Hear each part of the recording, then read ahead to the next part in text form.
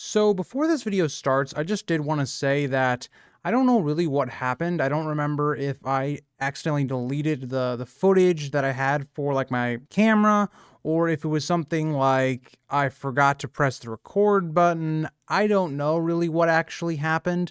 So for today's episode for Clash of Kings for Arya 6, it's going to be more podcasty style. I'll try to have some images up that correlate to what's going on. But for now, you're basically going to get more of a podcasty style reread today. So I hope you guys all enjoy, and let's get into the video. Welcome back to the Grease Goblins Reread channel. Today's video, we have Arya 6, a much shorter chapter. The last couple chapters have been quite long, especially Theon 2 and Catelyn 2 and some Tyrion stuff.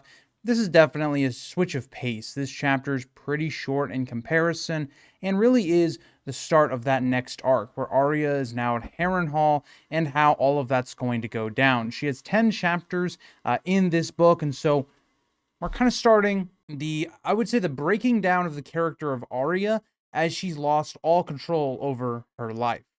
So that'll get us into page 311. Arya tells herself fear cuts deeper than swords, but it doesn't make the fear go away. And, Arya is somebody that's been able to push through a lot of tough things, trying to escape from King's Landing, and specifically in book 1, and going through all these horrors that she's experienced on her journey north. At some point, Arya can't run from those things anymore, and the fear is starting to consume her all the time. She's in a situation where she's a hostage to Lannister soldiers, and things are being done to them that are quite awful. They are constantly being forced to walk to Harrenhal, being given really no respite from these. While everybody else has a horse, they're forced to walk, some even barefoot. And they're also not getting the best of food either. Now, at least they are eating, because when Arya and, that survived the attack by Lorch, they weren't really eating all that well. And so at least they're getting some bread. It is stale bread, but they are being fed because these people are going to be used as workers for Harrenhal because it's a giant castle. And so a lot of this plundering is, yes, for resources and food, of course, but it's also because Tywin needs more workers to just have Harrenhal be operational because it's so huge. And Arya thought she understood fear, but learned otherwise in the storehouse by the God's Eye. Arya had been in, yes, some really stressful situations, but nothing like this. Fearing for your life every minute of every hour, watching people lose, their loved ones, watching people be tortured right in front of you, realizing that could be you really any day. She was held there for 8 days before the mountain gave the order to march. Each day she witnessed someone dying, something that's just horrific for a young girl. Now, it's not Arya's first indication with death. She's already killed somebody by this point. So, again, it's just adding to the compounding of Arya having to grow up much quicker than someone normally would. The mountain would enter the storehouse each morning after breakfast to pick a prisoner for questioning. All of this was done in the television show a bit differently. They really combined a lot of Arya's arc in season 2, something I'm doing a video on this week on my main channel. But this is one of those things, right, where this torturing was just happening in this village, whereas in the show it was happening at Harrenhal. There was no hiding from the mountain. The village folk tried to avoid looking at him, to feel like they weren't even there, but the mountain saw them regardless. He would pick whoever he wanted. There was no tricks, and there was no way to be safe. Even a girl that had shared a soldier's bed for 3 nights, and on the 4th, the mountain picked her. There really was no way to get out of this. It didn't matter if you were in good terms with these Lannister men or not. You would get picked regardless. And it kind of shows you how horrible these men really are, how they view, especially a lot of what we're going to see in Arya's chapters, especially in Harrenhal, is how people do not value women as human beings in this world. And so, in a lot of ways, the soldier might have grumbled because of, he doesn't get to sleep with her or whatever, but he views her as a tool. It isn't something like you're watching a person die. It's like that desensitization to death and things of that nature. An old man nicknamed All for Joffrey always spoke of his son serving in the gold cloaks and his loyalty to Joffrey, but he was picked on the 5th day. A pock-scarred mother offered information in exchange for her daughter's safety, and so the mountain listened. But then the next day picked the daughter. So again, there's no really reasoning with these people, right? I feel like even again, you can't really hide from the mountain in this group because you're in a pen. You're being treated like animals, like that. You're not even people talking to them or trying to get on their good side. It's just, you are just pointing yourself out to them. And that's even worse. So I do think just not speaking, not saying anything is probably the right way to go. But the mountain had picked the daughter just in case the mother had held nothing back, because the mountain's viewing this as, well, these aren't really people to him. And if the mother knew some sort of information, who's to say the daughter doesn't know more information as well? Beginning at page 312, the chosen captives were questioned in full view of the others to serve as a warning. They want to beat any defiance out of them. And that's the main part about Arya's arc, is Arya has always been this person that's very defiant. She's somebody that doesn't like to be pushed around or bullied. She will speak her mind. And it's so interesting the way that George kind of flips that, where in this book now, we're seeing that degrade. Arya is being forced to be someone that is beaten down and not able to speak their mind or even do what they want to do, as so many other common people are made to do in this world. And I think why I love Arya's arc in this book a lot, because it introduces the idea of what the common folk are going through, but also it's a really great arc for Arya as a character. She notes that a man called the Tickler conducted the questioning. The Tickler had an ordinary appearance, making him seem like one of the villagers until Arya saw his work. Appearances can very much lie. Chiswick, a soldier who had once struck Arya, described how the Tickler made prisoners scream until they lost control of their bodies. Think about that, right? Think about what you're seeing if you're Arya. You're in a pig's pen, you're not being fed that well, you're very unsure as to what is going to occur with you, and you're seeing people being tortured and killed every day in front of you. It's not a pretty sight. Sometimes Chiswick helped the Tickler, sometimes others did. Sir Gregor Clegane watched silently until the victim died. The questions were always the same in relation to really Lord Beric Dondarrion and also valuables, food, and supplies, which some of these people would know, to be fair. But at the same time, a lot of these people were innocent. They had no idea of any of these things. It's the same idea we're going to talk about when we get to John Connington, when we start to reread book 5. But this is the whole idea, right? John Connington was not willing to do what people like Tywin Lannister and the Mountain do, where you're torturing, you're killing, people, or you're putting a town, to the torch, to the sword to find Robert Baratheon, something John Connington wasn't willing to do. And that's kind of what George implements here and makes us kind of think about, later on in the story. Arya heard the same questions repeated so often she could have asked them herself by the third day. They found small amounts of gold and silver, a sack of copper pennies, and a dented goblet set with garnets that 2 soldiers nearly fought over. They found very small, trinkets and rewards, but did it help any of the people? Right? If you're a person and you're seeing them, okay, yeah, they actually are getting this stuff. Some of these people are telling the truth. It's not like they're treated any better. They're still tortured and killed every day. And so you look at this and you go, this is such an unnecessary waste of human life. And that's the way I look at it, for just very small gain.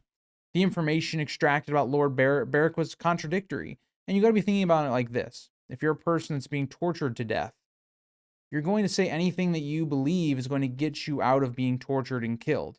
And so all these different rumors are going to start flying. And this is what we see throughout a lot of both, I would say, really the rest of the series, but especially a Clash of Kings and a Storm of Swords specifically, is Lord Beric Dondarrion's, his whereabouts are all over the place, right? Because if you're somebody, that doesn't know anything about Beric, you're going to make things up just so you can have some information to tell them and so you can try to get out of it. And so people start thinking, oh, he has a really strong host, he has a pretty weak host, he's in bad condition, he's died, whatever, right? Because you're trying to get out of that.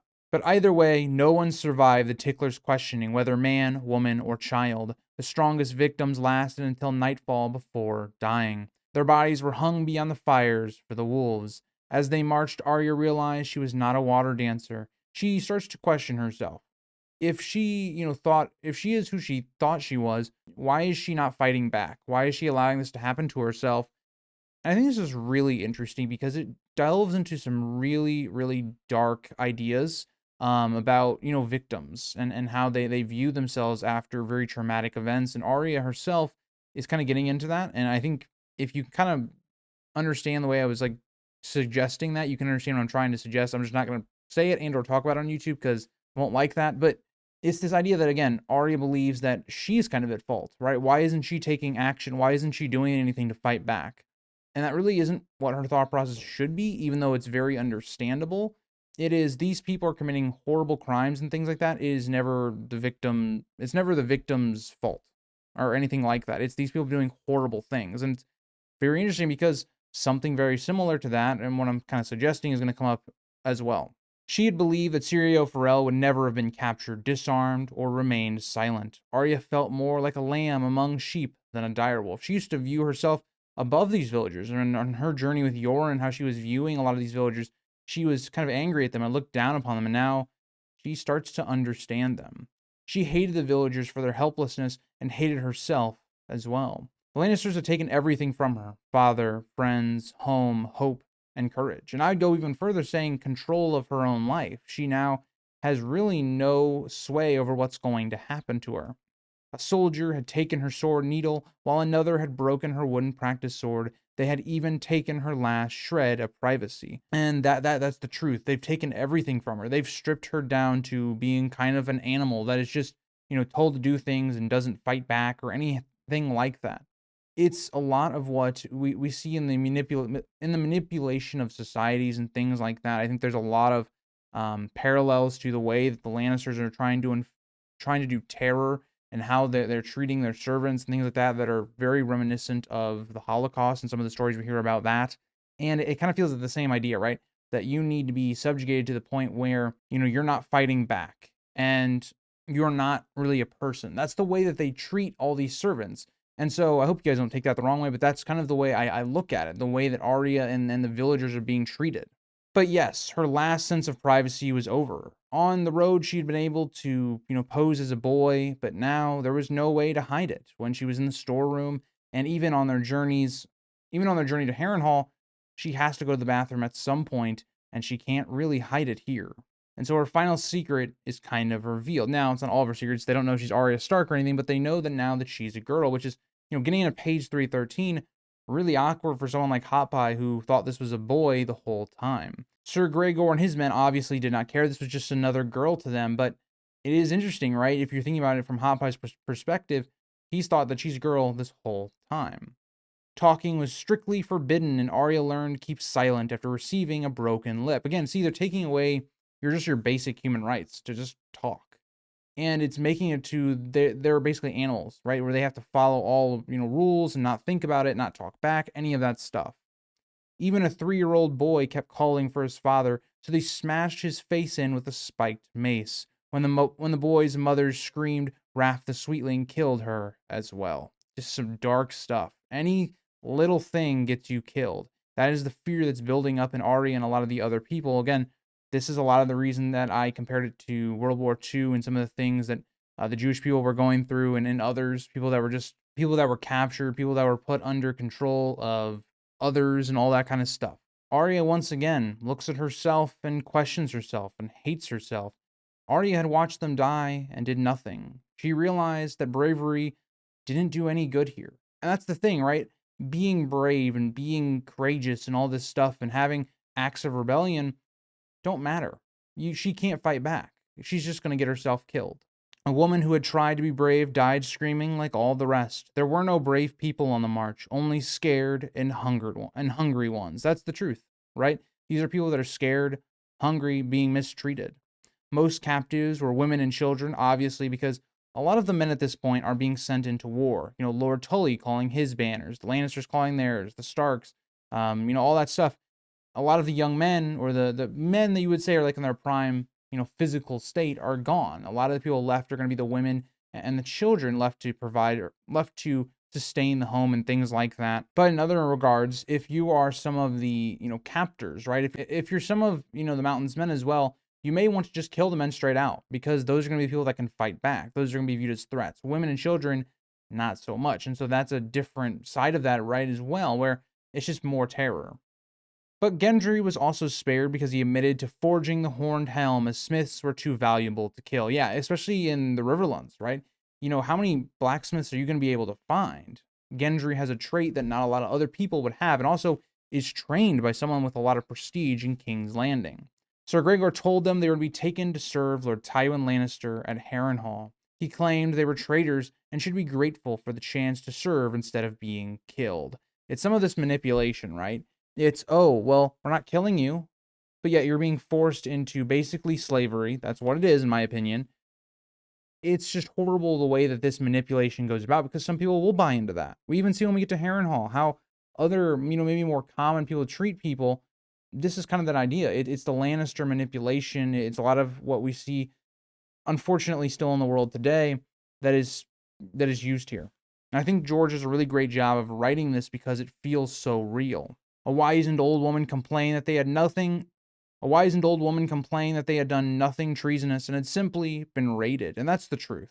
Now, some of these men, maybe some of the people had been helping Beric Dondarrion, but again, is that really treason at this point? Joffrey, by the laws, is an illegitimate king. You look at the Mountain and his people, and the Lannisters, they are, putting people to the sword and all this stuff, and they're murdering people. At this point, there is no real law. And unfortunately, they're being just subjugated. It's really what's happening. They're being forced into slavery. Another woman noted that Lord Beric's outlaws at least paid for what they took, which is interesting, right? We talk about this with Beric Dondarrion, how they're viewed a lot better than, say, the Mountain's Men. But at the same time, they're still stealing. They're still taking things from people that can't defend themselves. It's not right either. It's maybe a lesser evil because they're not putting people to the sword and having their way with some of these women and things like that, but it's not all that much better. First woman scoffed at the payment, saying a scrap of paper could not feed her.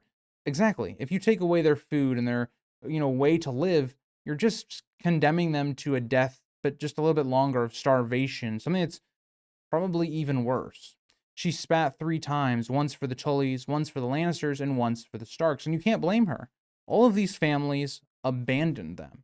And if you're the Lannisters, you've now forced them into slavery. Nobody is protecting them. And that's the issue that somebody like Edmure really faces, is Edmure wants to protect his people, but he doesn't have the manpower to do that. And that's something that I really admire in Edmure, that he genuinely seems to care about his people, unlike a lot of the lords of Westeros. An old man has a very interesting thing to say. He says that the old king would never have allowed such things. When Arya asked, what he meant, did he mean King Robert? He says loudly, and this is a very bold thing to say. Again, I would never have said this in the presence of Lannister men, but he loudly corrected her, saying, King Aerys, God's grace him. Now, I want to point to this idea because I think this is fascinating. If you are a small folk person, you're not somebody living at the capital, or, have even seen King Aerys, you would probably share this opinion. The Targaryen rule during Aerys' reign was actually quite good. They were, in a quite peaceful time outside of the War of the Ninepenny Kings, and then the ending of it, of course, didn't end well. And also, right, before his reign, there was some violence there, but it wasn't like anything you're seeing here, right? The last time you saw raiding and the destruction of the small folk, to this degree, hasn't happened in a very long time. And so I look at this idea, and I think a lot of small folk would feel this way, right? Robert's reign has led to this breaking out of the war. A lot of people would maybe be sympathetic towards the Targaryens, something that maybe I think is really going to help young Griff more than it's going to help Daenerys, but I think it is something that I think is to note. It's kind of setting up the future for the Targaryens and them coming back to Westeros. Unfortunately for this old man, a guard overheard and beat the old man, knocking out his teeth, ending all conversation for the night.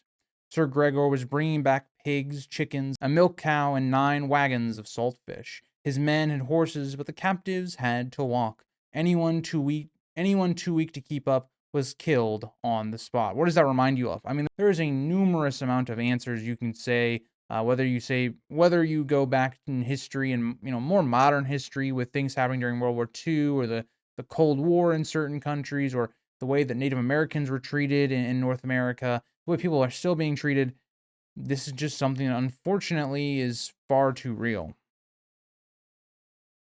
Anyone even foolish enough to flee was also killed. But this is the point where I referenced earlier on with some, let's just say, sexual assault, sexual harassment topics, and how victims look at that. We see that the guards took a woman, and we see the situation where guards just take women in the bushes at night, and most went without resistance. They had been completely broken, these poor women, that they had no fight left in them, except for one girl, as we get into page 314. A pretty girl was forced to go with multiple men each night, and eventually she broke. She struck one with a rock, having one last bit of resistance, and maybe because she realized that she couldn't go on with this, right? And maybe she would die with some of her pride left. Sir Gregor executed her in front of everyone with a single swing of his greatsword. Again, one of the darkest chapters, I think, of the entire series, and I would say of the first two books, at least, from what we've covered so far, this is by far the darkest chapter. We've gotten a lot of foreshadowing to this with Arya's earlier chapters, but this is where we're seeing it firsthand, where Arya, and us as an audience are left to think about what she's hearing in the middle of the night with screaming and Holdfast being burned. She's seeing it up close now. He ordered her body to be left for the wolves and handed his sword to his squire for cleaning. Arya glanced at Needle, now carried by Polliver, and thought it was good she no longer had it. Again, Arya is realizing if she had Needle, by this point, she probably would have tried to do something that would have gotten her killed. She believed she would have tried to stab Sir Gregor and would have been killed for it. Polliver, despite stealing Needle, was not as bad as some of the others. Arya is already using some of her observation skills. She tries to learn the personalities of Sir Gregor's men. Some, like Shitmouth, had foul tongues but would give extra bread. Others, like Chiswick and Wrath of Sweetling, would only strike her. Arya polished her hates like Gendry once polished his horned helm. Now, something I think is very interesting is in the show, they went a very different way with how Arya's kind of killing ritual starts, or her prayer that she says. It all starts in the show with Yoren, where he tells her a story. Here, it happens much later. Arya kind of puts any rebellion, any resistance that she still has in this prayer where she says the names. She hated Dunsen for wearing Gendry's helm, Polliver for Needle, and Chiswick for thinking himself funny. She hated Raff for killing Lamy, and Sir Amory for killing Yoren. She hated Sir Meryn Trant for Syrio, the Hound for Micah, and Sir Ilyn, Joffrey, and Cersei for her father and friends. Even Lady's death fueled her hatred. That's the only thing that Arya is running on that's keeping her alive is, this thirst for revenge and trying to get justice, or what she thinks is justice, to these people. Hate is what is keeping her alive. She even mentions the Tickler was so terrifying she struggled to hate him. When not torturing people, he was just another quiet soldier with an unremarkable face. Every night Arya whispered the names of those she wanted dead. She had once prayed with her mother in the Sept and her father in the Godswood, but now her names were her only prayer. They marched every day, and every night she recited her names. The trees thinned, revealing rolling hills, streams, and burnt holdfasts. After another long day's march, they finally saw Harrenhal standing beside the blue waters of the lake. Now, I think it's very interesting the way that this is kind of described. The trees start to thin out, and it starts to become much more open terrain. And I think you would attribute a lot of what we're going to see here with Harrenhal to how it was actually built, right? How Harren, he basically stripped the Riverlands of their resources, right? And so, having a lot of wood would be needed. So this was probably once an area that had, a lot of trees, is very wooded area, and now the natural beauty had been torn down. Something we're going to see with Catelyn's next chapter, as Stannis also takes down some of the natural beauty of the forest and the surrounding trees around Storm's End. Again, it's another thing I really love about this book that George does is he subtly connects a lot of the themes and messages of these chapters, and they just feel like they connect really well. That's just one thing that I really enjoy about this book, even though I do think it has some of its downsides. Getting into page 315, the captives believed things would be better at Harrenhal, but Arya was uncertain. Again, if you're this party of people, you're thinking nothing can be worse than this, being forced to walk every single day to exertion and you're starving. But at the same time, what lies in Harrenhal? Arya's thinking about ghosts and the stories she's heard about it. But I will say, right, regardless of the way the conditions are at Harrenhal, it's still, pretty bad. It is much better than being on the road with just Gregor the Mountain's men. Arya recalled old Nan's stories about the castle being built on fear, with human blood mixed into the mortar. And I think this is a great place for Arya to go, because Arya's whole journey right now, especially in book 2, is about her fear, and it's how it's making her, powerless, and how she hates herself for that.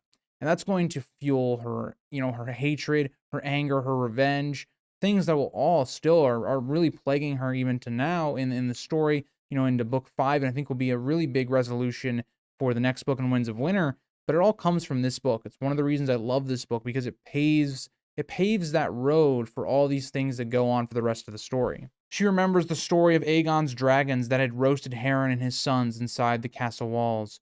Arya's feet were hardened with calluses as they walked towards Harrenhal. The castle had looked close, but as they walked, it really wasn't another day until they actually got to the castle. Harrenhal is so large, it's so menacing, you can see it from a long way off.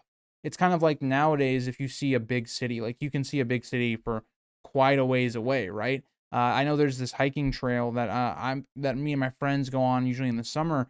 You can see a big city near us in St. Louis from quite a ways away, right? For upwards of an hour, hour and a half away, driving a car. So imagine if you're going on foot. Arya notes that Tywin's forces were encamped west of Harrenhal amid the burned ruins of a town.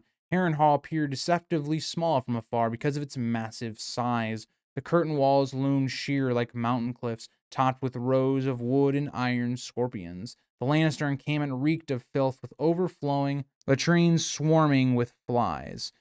Harrenhal is a very menacing place. It's why it's such a great defensible position, because you can have a ton of men be housed here, and it's also extremely difficult to actually siege unless you're Aegon and have dragons. But it also shows the downside of it. It's hard to maintain in a post-war situation. Greenish fuzz had formed on the sharpened stakes protecting the perimeter, and Harrenhal's enormous gatehouse was as large as Winterfell's great keep and showed heavy scars. Only the tops of 5 immense towers were visible beyond the walls. Think about this, right? Winterfell is one of the most impregnable castles in all of Westeros, and here's Harrenhal, and it seems to dwarf it in size to Arya, who has lived in a big castle all her life.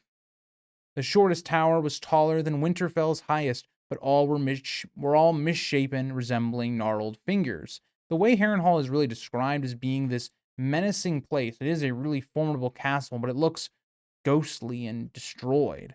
Arya recalled old Nan's tale of how dragonfire had melted the stone like candle wax, glowing red as it consumed Harren. Each tower was lumpy, cracked, and grotesque. Hot Pie was frightened by this, and again, Harrenhal's reputation is huge. It makes people remember Aegon and what the Targaryen power was. It's one of the symbols of why Harrenhal was left like it was, because Aegon wanted that story to live on for so long, because it really, if you're thinking about it, for instance, if you're thinking about, rebelling against the Targaryens, you have to think, well, remember Harren? Remember what happened at Harrenhal? That story has passed 300 years now, down to Arya, for instance, or Hot Pie. That's crazy to think about. And it's even more, I think, interesting because you think about who's ruling it right now. Tywin.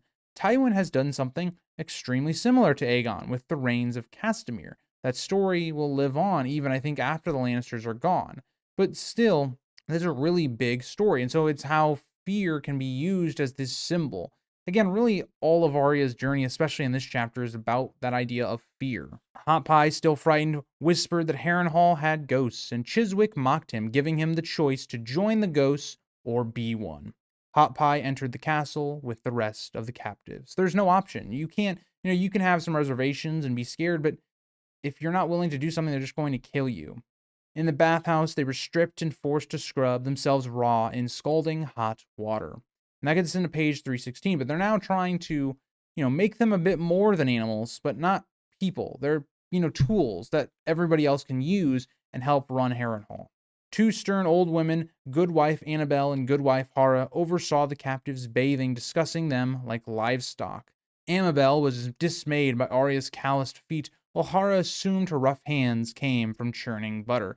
But think about how they're treating these villages, these people that are scared, they haven't been fed right, they've been mistreated, and here you have these women viewing them as objects and just tools that can be used, examining them like they're not even there, like they're not even people. And when asked her name, Arya, unable to say her real one, called herself Weasel after Lami's taunt. Amabel criticized her lice-ridden hair and ordered it cut, assigning her to the kitchens. But I will say this will be one of the very many names that Arya will get, especially at Harrenhal and going forward. Arya protested, saying she'd rather tend horses, but Hara struck her hard, reopening her swollen lip. Like I just talked about, this is all about stripping any type of defiance, self-pride, any of those things from these people. These are tools to them. These are not people. Arya has one last moment of defiance, and it's just a simple one, requesting where she is to go as a servant, and she's hit. It continues this sequence of Arya feeling powerless and fearing and having to fear everything she does and not stepping out of line. It's one of the reasons that I think Arya's arc in season 2 doesn't work, I think, as good as it does in the book, at least in terms of Arya herself as a character. Even though I love in season 2 the dynamic between Arya and Tywin, I think it's way better than the Arya and Roose Bolton stuff. I think that Arya and her own personal journey is much better in the book than it is the show, because in the show, a lot of this is missing, right? We don't really see the broken down version of Arya in season 2 like we do in the book. And so I'm going to talk about this again. I really would highly recommend, if you enjoy this chapter and me talking about it, to check out my video I'm going to be doing on book 1 and 2, what was missing from the show for Arya. And something that they kind of missed on, in my opinion, is, when you get to the very end of this book, and Arya is able to free herself from Harrenhal, finally being able to take power into her own hands, it's good because it fulfills that arc. Whereas in the show, they combine a plot point of Jaqen's last, name that has to be, answered to kill, and Arya uses that to get Hot Pie, Gendry, and herself out of Harrenhal. It's a bit different because Jaqen is doing all of the action, whereas in this book we see two big moments of Arya kind of stepping away from that, stepping into not being this corralled person and being forced to just obey. And so I really like that aspect of the book compared to the show. But not only did this outburst get her to be struck, it also gave her a really big punishment. They saw that there was still defiance left in Arya. Amabel dismissed Arya as unintelligent and instead sent her to Wheeze, the understeward of the Wailing Tower. They sent her to someone that's known for breaking in people with defiance, breaking any last humanity that these people may have had. Wheeze was a squat, cruel man with a bulbous nose and festering boils near his lips. He warned the captives that the Lannisters rewarded obedience but punished defiance. They were forbidden from looking at nobles or speaking unless spoken to, again stripping them of their humanity. He boasted of his sharp nose. Weiss claimed he could smell defiance, pride, and disobedience, promising severe punishment for any sight of it. And that gets us to the end of the chapter, but like I talked about, this chapter is all about fear. It's all about Arya trying to keep any sense of herself still alive while people are trying to take it from her and break her down into nothing more than just basically an animal or the lowest form of humanity you could have left. But thank you guys all for watching. I really enjoy Arya in this book, but I think we really start to get into the meat of her, actual character development and her plot going from this chapter and forward. And so I hope you guys all enjoyed. I know this is a really dark chapter for me, especially covering it, and you guys. We delved in some really deep concepts, but hope you guys all enjoyed, and I'll see you guys in the next one. Bye, guys.